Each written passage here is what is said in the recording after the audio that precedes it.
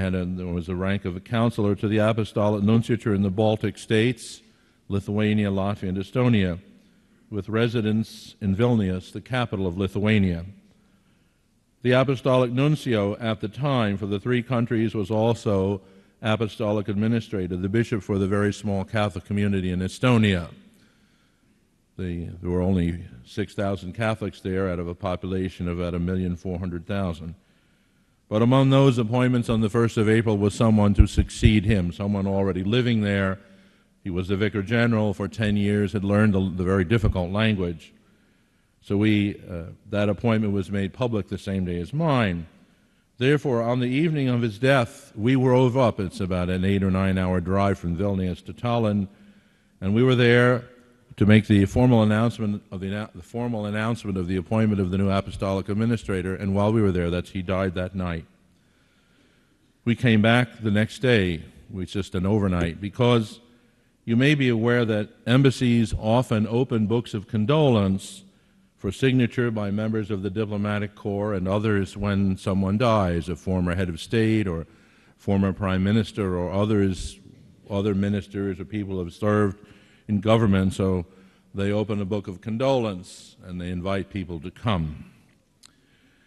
So we returned on Sunday, because on Monday we opened a book of condolence. But after his death, for 6 days, from Monday the 3rd of April until Saturday the 8th, we had 4 books of condolence open in the lobby of the Apostolic Nunciature.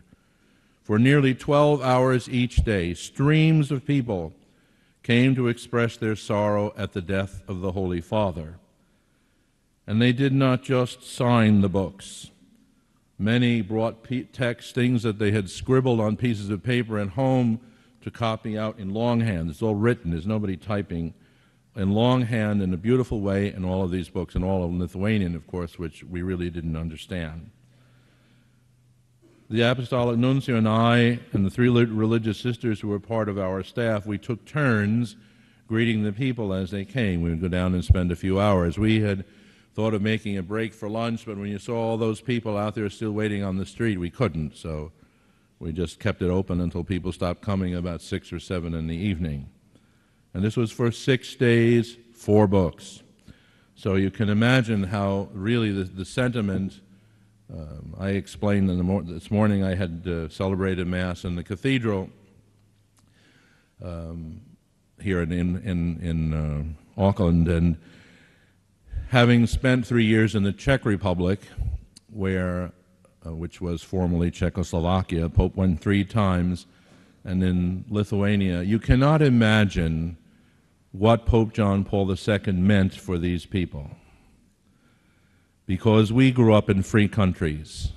I grew up in the United States, you grew up here, most of you in New Zealand, others in other places. The suffering of the church in some of these countries, the religious and the priests who were banned because they were that, people who were beaten to death, churches turned into museums. The cathedral in Vilnius was a museum, it was an art gallery, and the Church of St. Casimir, their patron, was the Museum of Atheism, of all things. So what Pope John Paul did, not only for Poland, but for the people of all these different countries, was tremendous. Because it wasn't a political victory over communism, it was a victory of the heart, because he told these people, starting off in Poland, that whatever the system was telling them, they were people made in the image and likeness of God, and that was the most important thing. And you can imagine the emotion of some of these people. When I went to Prague, it was already 6 years after freedom had returned, and the nuncio said when he went around the first time, those first years, people were in tears, being able to celebrate their masses again, and the pilgrimage, because these parts of Europe have deep Catholic, Christian and Catholic roots. And a place like Lithuania, where the relic of St. Casimir, who is their patron, had been hidden, just as the image of the Divine Mercy, that's what I was telling them about, it had been hidden to keep it from destruction by the Soviet authorities. And when they brought it back to its place in the cathedral, now they're just photos, I was not there. But you can see the hundreds of thousands of people who are out in the street, and the emotion and the tears that they're able to restore to its place.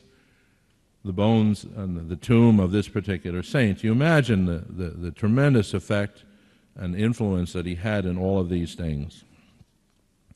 And the great love they had for them, because having been bishop, he was the archbishop in Krakow, being bordering the Czech or Czechoslovakia, he had ordained some of the clandestine priests and in certain ways was able to help the church there. And Lithuania and Poland were linked for centuries, so again, he was a strong personal bond that he had with these people. And if you've ever seen the photos, there is in a part of Lithuania what's called the Hill of the Crosses, which they're really just mounds, but they're just thousands and millions of crosses just all over the place. And it was a real expression of the faith of these people, and Pope John Paul II went and visited them. Between those dates, the 16th of October 1978 and the 2nd of April 2005, passed more than 26 years of the life of one of the greatest men of our time. I am sure that you remember at the time of his death, there were many calls for him to be declared a saint immediately. Those words, Santo subito in Italian, saint immediately, were seen on banners throughout the days leading up to his funeral. There are those who informally use the title of John Paul the Great, recalling a title that is given only to 3 other popes, all of whom lived over 1,000 years ago: Leo the Great in the 5th century, Gregory the Great in the 7th, and Nicholas the Great in the 9th. And you hear a lot of it, John Paul the Great. I do not intend to present a full biography of Pope John Paul II, since in the time allotted to me it would be impossible. The legacy he left behind us is immense.